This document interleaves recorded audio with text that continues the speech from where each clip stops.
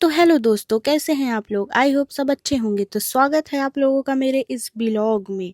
तो दोस्तों, मैं जा रही हूँ खेत। मैं और दादी जा रहे हैं और घाम इतना लग रहा है कि मेरा मुंह एकदम पियर पियर दिख रहा है।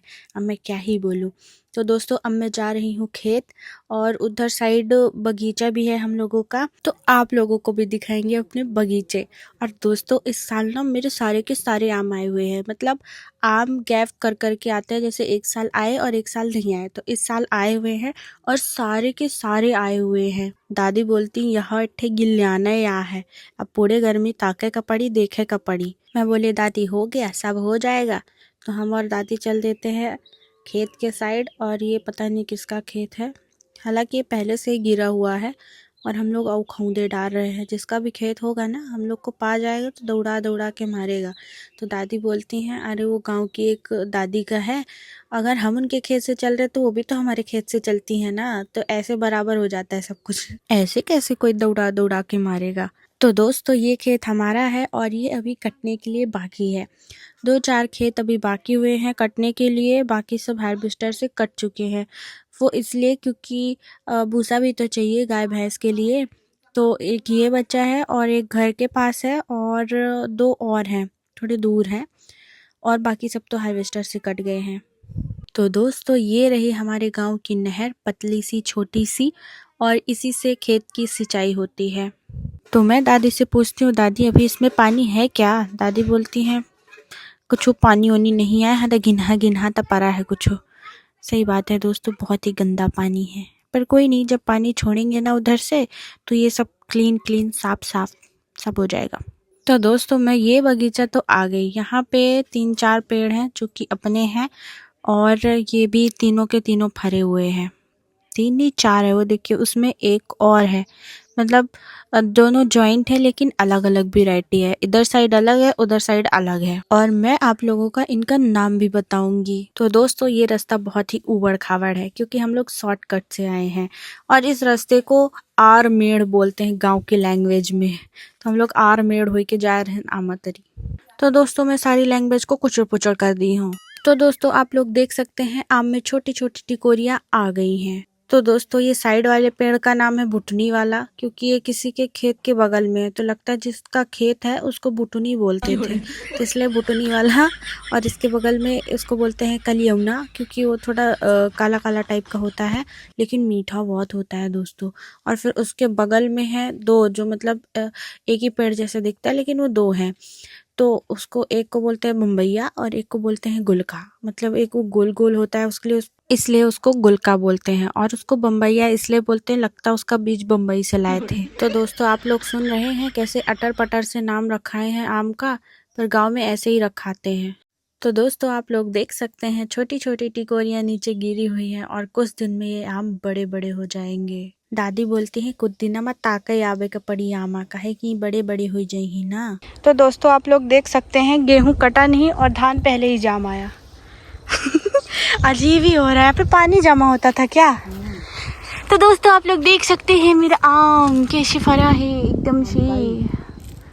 नाम है बम्बई, इसको दादी बम्बैया बोलती हैं, और ये इतना खट्टा होता है कसम से क्या बताऊं। हाँ सही बात है दादी, मतलब ये बहुत कच्चे में भी खट्टा ही होता है, पके में भी बहुत खट्टा होता है। तो फालतू है ये, पर अचार के लिए अच्छा होता है। तो दोस्तों, मुझे 2 आम मिल गए हैं और इसको मैं चबा चबा के खा जाऊंगी, क्योंकि ये उस वाले का आम है जो कि कम खट्टा होता है। और ये देखिए भैंसिया, जिसकी वो पता नहीं। तो दोस्तों, आप लोग देख सकते हैं हम लोग पहुंच गए आम के पास, और ये आम पता नहीं क्यों बीच से झुरा गया, पता नहीं इसको क्या ही हो गया। तो ये देख सकते हैं दोस्तों, ये आम भी फरा हुआ है और ये भी फरा हुआ है। अब ये छोटी छोटी टिकोरियां हैं, इस वजह से नहीं दिख रहा है, ये देख सकते हैं आप। पर यार इसकी टिकोरियां तो झड़ गई एकदम से। दोस्तों, एक ये वाला आम है, ये भी एकदम से लदर बदर फड़ा हुआ है, ये देख सकते हैं। और बहुत सारे गिरे हुए भी हैं, ये लगता है पकने तक बचेगा ही नहीं, पहले ही गिर जाएगा, देख सकते हैं। और गड़ाहीन देख लीजिए, यहाँ पे अभी भी पानी भरा हुआ है। ये अब बरसात में बहुत प्रॉब्लम होती है, आम गिरता है और ऐसी गड़ाहीन में गिरता है तो सड़ जाता है, हम लोग को मिलता भी नहीं है, क्योंकि इसको पकने तक ना और बारिश होने लगती है। और उधर देख सकते हैं चाचा जी लोग ट्रैक्टर वैक्टर लेके आ गए हैं। इसमें प्रशांत चाचा जी और राज, क्योंकि यहाँ से हम लोग गेहूँ ले जाएंगे दोस्तों। बाकी तो हार्वेस्टर से कटाए थे, लेकिन कुछ छूट गया था क्योंकि बरसात बारिश की वजह से गिर गए थे गेहूँ, जिसको हाथ से काटना पड़ा इस वजह से। और उधर महुआ के भी पेड़ आप लोग देख सकते हैं। तो दोस्तों आप लोग देख सकते हैं ये लोग ट्रैक्टर लेके आ गए हैं और जो बचा कुचा गेहूँ बचा है उसको अब हम ले जाएंगे घर, इसमें लाद के। तो दोस्तों उधर जो 3 पेड़ आम थे वो हमारे थे, और ये है बड़े वाले बब्बा के, ये दोनों, और ये भी आया जो कभी नहीं आता था, और ये है बड़ी मम्मी का। तो दोस्तों इस साल सारे के सारे आम आए हैं और सबके आए हैं। तो दोस्तों ये रहे प्रशांत कक्कू, और प्रशांत कक्कू बहुत जल्दी में है। और ये रहे राज कक्कू, और राज कक्कू आम लेके बेहद खुश नजर आ रहे हैं। और ये रही हमारी दादी जो कि आते ही काम शुरू कर दी हैं। मैं बोली दादी मैं भी हेल्प कराऊं, तो दादी बोलती हैं तुम रहने दो, तुमसे नहीं बनेगा। हो गया, मैं तो यही चाहती थी कि मेरे से कोई काम ना करवाया जाए, क्योंकि मैं तो हूँ ही कामचोर। तो दोस्तों इधर चाचा जी और प्रशांत टाली में बोझा लादने लगे, और इधर मैं और राज चल देते हैं महुआ के पेड़ के साइड। तो दोस्तों आप लोग देख सकते हैं महुआ का पेड़, मैं तो कभी देखी नहीं क्योंकि मेरे घर में लगे नहीं।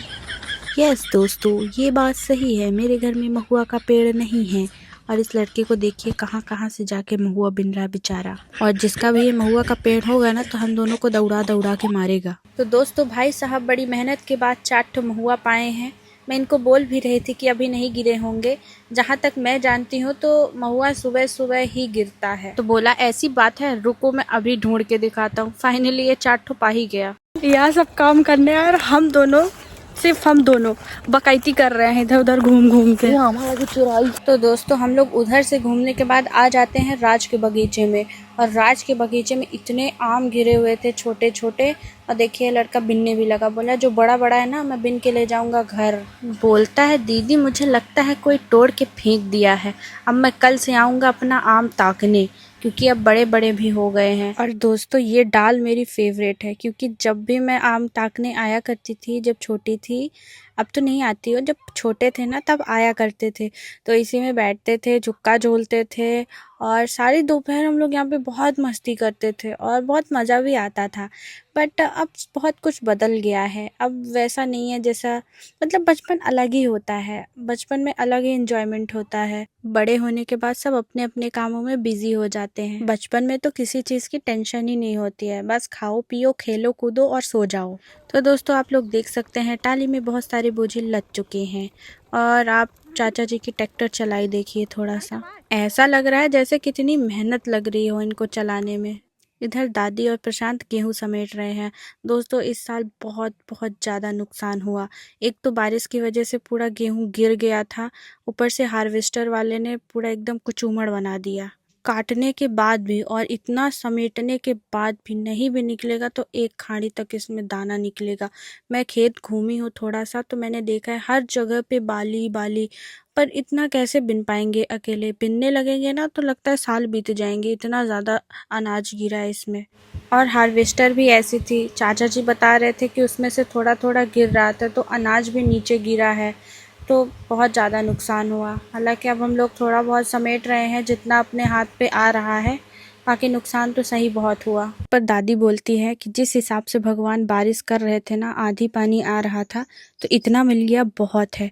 हाँ दोस्तों मैंने भी वीडियोस में देखा है कई जगहों पे इतना ज़्यादा बारिश हुई है, मतलब बोझे एकदम से पानी में भीगे हुए, एकदम पूरे खेत में पानी भर गया। सच में बहुत दुख होता है, क्योंकि किसान इतनी मेहनत करते हैं, 5-6 महीने इतना काम करते, इतनी मेहनत करते हैं, और फिर ऐसा हो तो बहुत ही ज़्यादा निराशा मिलती है। तो दोस्तों टाली में सारा गेहूँ लद चुका था और शाम भी अब हो चुकी है, तो अब हम लोग चलेंगे घर। गाइस ये आदमी साइकिल लेके आया था, अब ये साइकिल से फुर्र हो जाएगा, और मैं और दादी अब जाएंगे पैदल और वो लोग जाएंगे ट्रैक्टर। तो दोस्तों आप लोग कमेंट्स में ज़रूर बताइएगा कि मेरा ब्लॉग आप लोगों को कैसा लगा। तो मिलते हैं आप लोगों से नेक्स्ट ब्लॉग में, तब तक के लिए राधे राधे।